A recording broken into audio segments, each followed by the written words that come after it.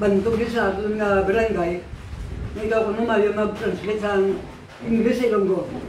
May tatlo ka. Ako ba mo? Sagad sa agad, biyo po piya! Okay ha?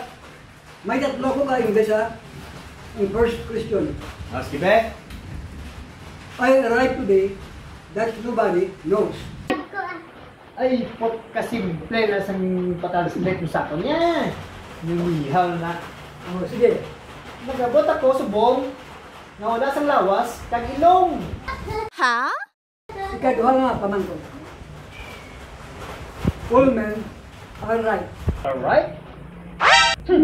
Sus, kasimple sina. O sige, sige. Tanan niya laki. Too. Ari ha? Ikatatlo nga pamangko. One has a little faith. As a little bit. Hmm. Jesus! Simple to ginaya. Dali lang na. O, Si sige, Juan, may gagmay nga tiin. Hey, why na? Kumalan to? Kawiti-wit. Ay, kung na, mga ginapatransit mo sa insakto, mga labay-labay ang himo, kung di nakabalik si mo pa. Nagpamudulo ko, mango ko ni Karon. Nandiyan alam ako.